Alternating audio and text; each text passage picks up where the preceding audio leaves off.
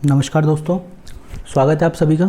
दोस्तों आज के वीडियो में हम आने वाली सीपीसीटी की जो परीक्षाएं हैं उनको दृष्टिगत रखते हुए सीपीसीटी के जो आईएमपी टॉपिक्स हैं, कंप्यूटर में कौन कौन से आईएमपी टॉपिक्स हैं, मैथ में क्या क्या महत्वपूर्ण टॉपिक्स हैं, रीजनिंग के टॉपिक, इन सभी पे हम क्या करने वाले हैं, बहुत ही अच्छी चर्चा करने वाले हैं। तो देखिए सीपीसीटी ने क्या किया कि उसने अपना जो सिलेबस है पूरा एकदम डिटेल्ड सिलेबस जो है टॉपिक वाइज अपनी साइट पे अपलोड कर दिया है। और ये आज से नहीं है, ये पहले से ही है। तो आप लोग अगर चाहें तो सीपीसीटी की साइट पे जाके इसको अपलोड कर सकते हैं। किंतु यदि किसी को अगर कोई दिक्कत आ रही है वहाँ पे सिलेबस डाउनलोड करने में, ये पीडीएफ, तो आप हमारे टेलीग्राम ग्रुप पे जुड़ सकते हैं, लिंक डिस्क्रिप्शन में है। वहाँ मैं इसका पीडीएफ आपको अवेलेबल करवा दूँगा। ठीक है, तो देखिए सारी चीज़ों की इन्फॉर्मेशन उसने बाकायदा यहाँ पर दी हुई है, कितनी देर टाइपिंग होती है, क्या क्या चीज़ें होती हैं, है ना। उसके बाद चलिए जनरल अवेयरनेस से क्या क्या टॉपिक आ सकते हैं उसकी इन्फॉर्मेशन भी दी हुई है। मैथ रीजनिंग के टॉपिक, जो कि बहुत बड़ा मुद्दा है कि मैथ और रीजनिंग में हम लोग क्या पढ़ें, एक एक चीज़ की पूरी यहाँ पे उसने दी हुई है कि इन्फॉर्मेशन किस तरह से क्या क्या मैथ और रीजनिंग में आता है। तो इस वीडियो को आपको आखिरी तक देखना है, बहुत अच्छी इन्फॉर्मेशन आपको यहाँ पर मिलने वाली है।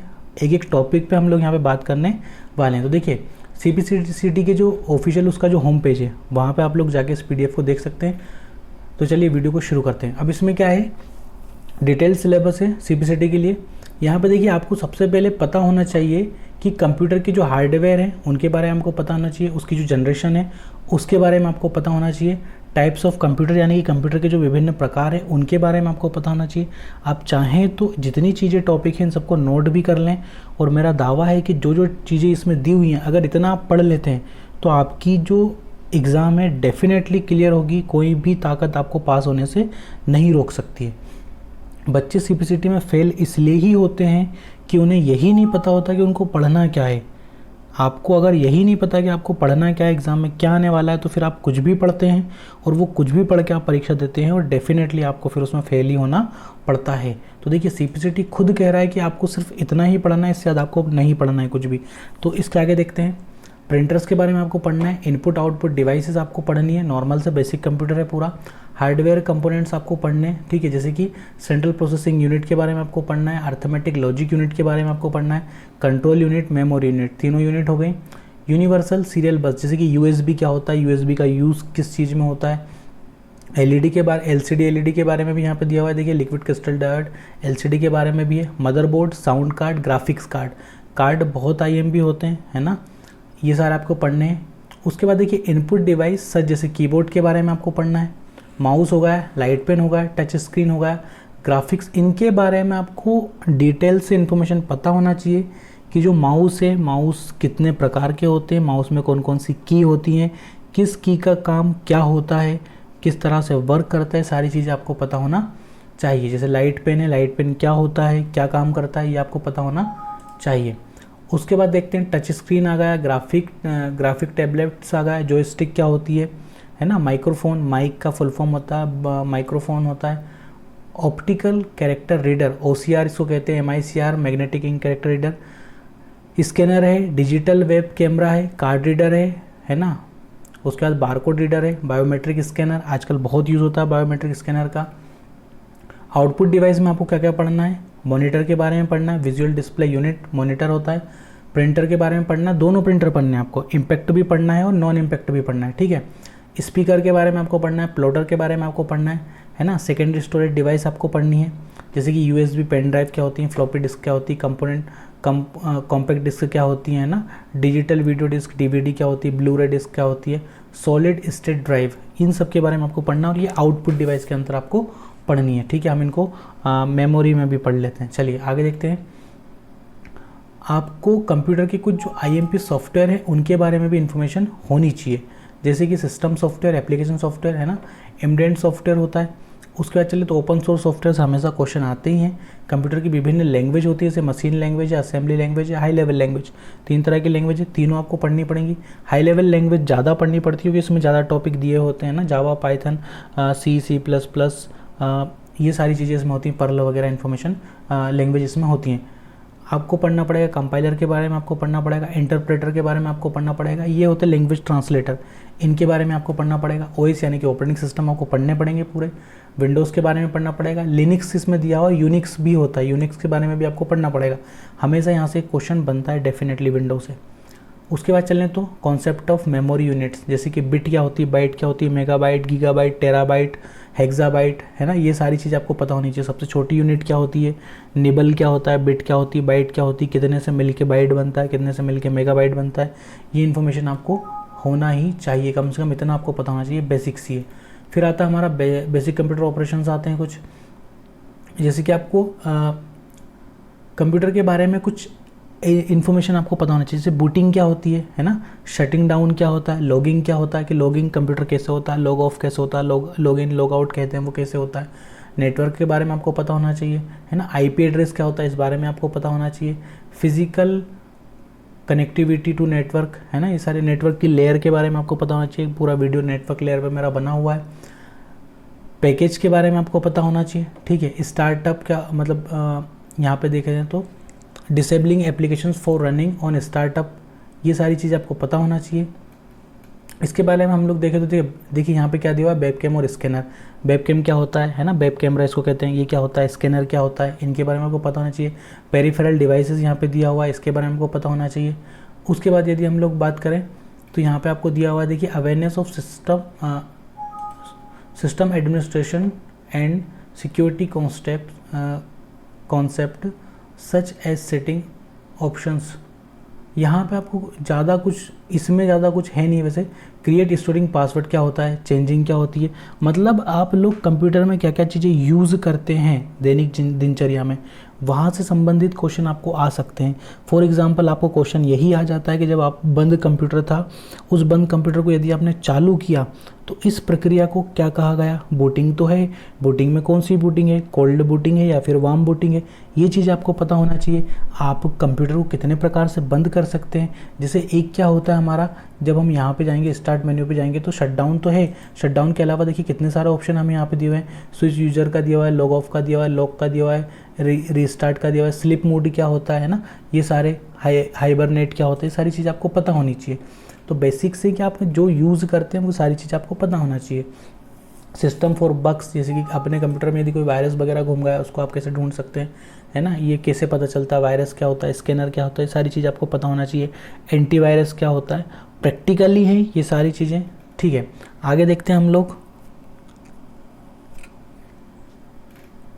इसके अलावा आपको मिलेंगे आईटी स्किल्स से कुछ चीज़ें आ रही हैं। देखिए आईटी स्किल्स से क्वेश्चन इसलिए बन रहे हैं क्योंकि जितनी चीज़ें मतलब हम जैसे जैसे डे बाय डे आगे बढ़ रहे हैं वैसे वैसे हमारी जो आईटी प्रोफेशंस हैं वो हमारी दैनिक दिनचर्या में उसका यूज़ भी बढ़ता जा रहा है।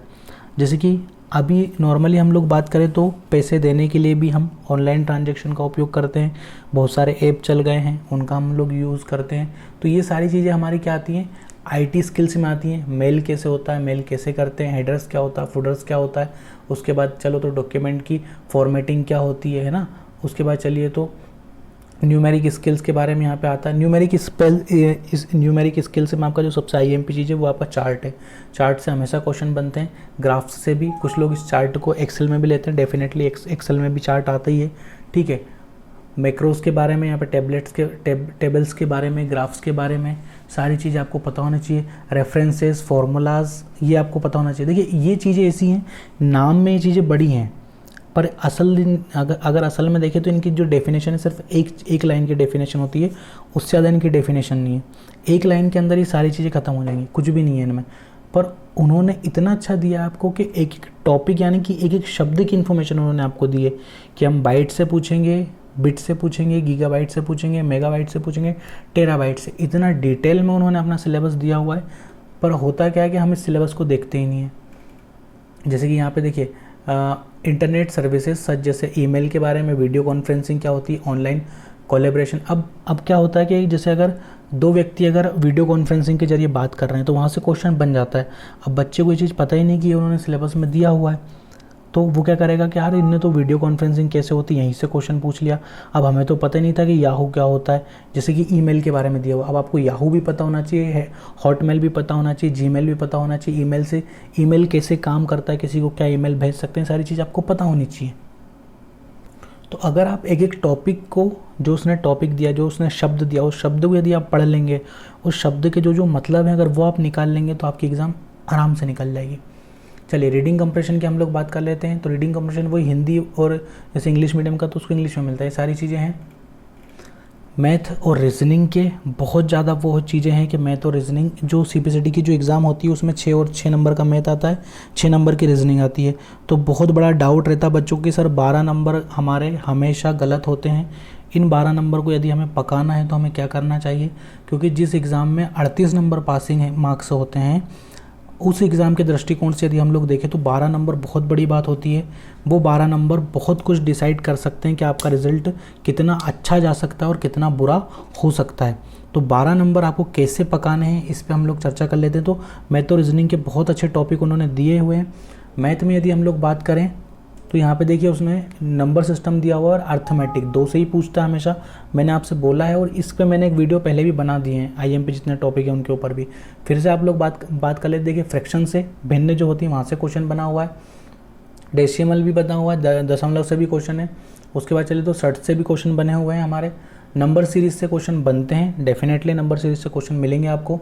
अर्थमेटिक की यदि हम लोग बात करें, प्रतिशत मैंने आपको बताया, परसेंटेज, प्रॉफिट एंड लॉस, लाभ और हानि, डिस्काउंट यहाँ से ही बना, यानी कि डिस्काउंट मतलब बट्टा, कंपाउंड इंटरेस्ट साधारण ब्याज, और उसके बाद चले तो कंपाउंड यानी कि चक्रवृद्धि ब्याज, सिंपल इंटरेस्ट से भी क्वेश्चन आते हैं, ratio and preposition, time and work, distance, 2D और 3D फिगर्स। जैसे 2D और 3D जो हमारा मेंसुरेशन होता है वहाँ से भी कई बार आपको क्वेश्चंस इसमें देखने को मिलेंगे। पर उसने देखिए यहाँ पे एक चीज़ डिसाइड कर दी कि हम लोग एरिया और वॉल्यूम से क्वेश्चन पूछेंगे।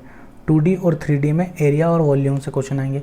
तो अगर आप इस पूरे 2D और 3D, जैसे मेंसुरेशन थोड़ा टफ होता है, एडवांस मैथ में ही आता है, अगर आप इसको छोड़ भी देंगे तो कोई दिक्कत नहीं है। पर जितनी चीज़ें यहाँ पे दी हुई, जैसे फ्रैक्शन दिया हुआ है, शर्ट्स दिया हुआ है, डेसिमल दिया हुआ है, नंबर सीरीज, ये आप पढ़ लीजिए नंबर सिस्टम में। अर्थमेटिक में आपको क्या पढ़ना है? परसेंटेज आप पढ़ लीजिए, प्रॉफिट एंड लॉस आप पढ़ लीजिए, डिस्काउंट पढ़ लीजिए, कंपाउंड इंटरेस्ट आप पढ़ लीजिए, उसके बाद सिंपल इंटरेस्ट भी पढ़ लीजिए, एसआई जो होता है। उसके बाद चलिए तो रेशियो एंड प्रपोर्शन तो आपको पढ़ना ही पड़ेगा। टाइम एंड वर्क, डिस्टेंस, जैसे वो रेल वाला जो आता है ना कि एक रेलगाड़ी दूसरी रेलगाड़ी को कितनी देर में क्रॉस कर देगी, ये वाला प्लेटफॉर्म वाले, ये क्वेश्चन आपको पढ़ने हैं। आगे बढ़े हम, रीजनिंग में देखिए क्या मिलेगा आपको, वर्बल और लॉजिकल रीजनिंग दोनों आएंगी, ठीक है। फोकस आपको किस पे करना है? वर्बल पे, और उसके बाद जो लॉजिकल रीजनिंग आएगी वही। इसमें जैसे कि मैं आपको बता दूं, ब्लड रिलेशन से आपके क्वेश्चन यहाँ पे बनते हैं, सेटिंग अरेंजमेंट से आपके क्वेश्चन यहाँ पे बनते हैं, दिशा और दूरी से आपके क्वेश्चन यहाँ पे बनते हैं, एक जो लुप्त पद होता है वहाँ से आपके क्वेश्चन बनते हैं।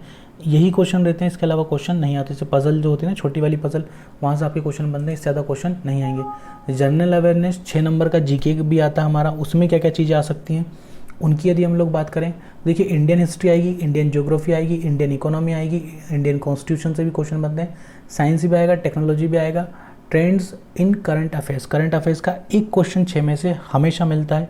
करंट से जुड़ी हुई चीज़ें आपको पढ़नी चाहिए। पर ये जो इतना सा जो इन्होंने लिख दिया ना, Indian history, Indian geography, Indian economy, Indian constitution, science, ये बहुत बड़ा टॉपिक है, छोटी बात नहीं है। इंडियन हिस्ट्री पढ़ना, इंडियन ज्योग्राफी पढ़ना, आईएएस आईपीएस जो बच्चे होते हैं उनकी ही ये सारी चीज़ें क्लियर होती हैं जो यूपीएससी की या पीएससी की तैयारी करते हैं। तो मेरी सलाह यही होती है कि जो 6 नंबर हैं इन पे आप ज़्यादा फोकस ना करें, इसकी बजाय आप 52 नंबर का जो कंप्यूटर है उस पर फोकस करें, 12 नंबर का जो मैथ और रीजनिंग है उस पर फोकस करें तो आपके लिए ज़्यादा बेहतर रहेगा। रीडिंग कंप्रेशन 5 नंबर का है, वो हमने पहले ही देख लिया। टाइपिंग में देखिए, इंग्लिश टाइपिंग होगी, हिंदी टाइपिंग होगी, आपको सभी को पता है। इंग्लिश टाइपिंग का क्या होता है, 30 वर्ड पर मिनट होती है, और हिंदी टाइपिंग क्या होती है, 20 वर्ड पर मिनट होती है। आगे देखिए तो हम इसका जो पैटर्न है उस पर बात आती है। MCQ आएंगे आपको 75 क्वेश्चन के, है ना, और ये रहेंगे आपके क्या, ऑब्जेक्टिव टाइप रहेंगे, वही हैं जो आपका सिलेबस है उसको ये सेटिस्फाइड करेंगे, है ना। उसके बाद देखिए टाइपिंग स्किल्स दोनों दिए हुए हैं, दोनों टाइपिंग आपको आनी चाहिए। यहाँ पे दिया हुआ है ऑल मल्टीपल चॉइस क्वेश्चन, 4 उसके लिए आपको विकल्प मिलेंगे और 1 नंबर आपको उस करेक्ट के लिए मिलेगा। जो सही अगर आप लगाएंगे तो 1 नंबर आपको मिल जाएगा। उसके बाद देखिए हिंदी और इंग्लिश दोनों में अवेलेबल है, तो सबको पता है, नॉर्मल सी बात है। टाइम ड्यूरेशन की यदि हम लोग बात करें तो 120 मिनट यानी कि 2 घंटे आपको मिलते हैं। तो ये सारी चीज़ें थी आपकी कि आपको CPCT में जो उसका सिलेबस है उसको आपको पहले गौर से देखना चाहिए। तो जो लोग 8-8 10-10 बार पेपर दे रहे हैं लेकिन फिर भी उनका एग्ज़ाम नहीं निकल रहा है, तो इस बार मेरी राय मान के उनको कम से कम सिलेबस को देखना चाहिए। पहले सिलेबस को उनको ठीक तरह से पढ़ना चाहिए, क्या क्या चीज़ें सिलेबस में दी हुई हैं। और देखिए सिंपल सी बात मैं आपको बताता हूँ, जो मैं पढ़ाता हूँ वही ये सिलेबस है ना। जितना बेसिक कंप्यूटर मैं आपको पढ़ाता हूँ वही का वही बेसिक कंप्यूटर इस सिलेबस में है। अगर आपको यकीन ना हो तो मेरी वीडियो उठा के देखिए, इससे बाहर किसी भी चीज़ पे मैं बात नहीं करता हूँ। यहीं से मैं पढ़ाता हूँ, यहीं से मेरे बच्चे पास होते हैं। हर बार CPCT में बहुत बच्चे पास होते हैं जो इन बेसिक कंप्यूटर को पढ़ के ही पास होते हैं। आप 52 नंबर के कंप्यूटर में से 30 नंबर लेके आ जाओ, 12 नंबर मैथ और रीजनिंग के, 6 नंबर वहाँ से ले आओ, 5 नंबर आपके पैसेज के आ गए। ये आपके 40-45 नंबर हो गए और बहुत अच्छा स्कोर है 75 में से 40-45, मेरा ये मानना है। अगर आपको 60-70 लेके आना है तो फिर आपको इस जो सिलेबस दिया हुआ है इसको बहुत अच्छी तरीके से और इसके अकॉर्डिंग आपको पढ़ना पड़ेगा। आपके 60-70 नंबर भी आ जाएंगे, 65 नंबर तो कम से कम आपके आ ही जाएंगे। तो आज के वीडियो में इतना ही। आशा करता हूँ ये जो सिलेबस है आपके लिए हेल्पफुल रहेगा, क्योंकि ये ऑफिशियल साइट पे अपलोड है, मैंने घर पे नहीं बनाया, आप यहाँ पे देख सकते हैं। ठीक है, CPCT की ऑफिशियल साइट से मैंने इसको निकाला है। PDF आपको टेलीग्राम ग्रुप है हमारा, उसमें मिल ही जाएगा। तो आप लोग डिस्क्रिप्शन में जो लिंक है वहाँ से टेलीग्राम ग्रुप भी ज्वाइन कर सकते हैं। आज की क्लास में इतना ही। अपना ध्यान रखिए, सुरक्षित रहिए। जय हिंद, वंदे मातरम।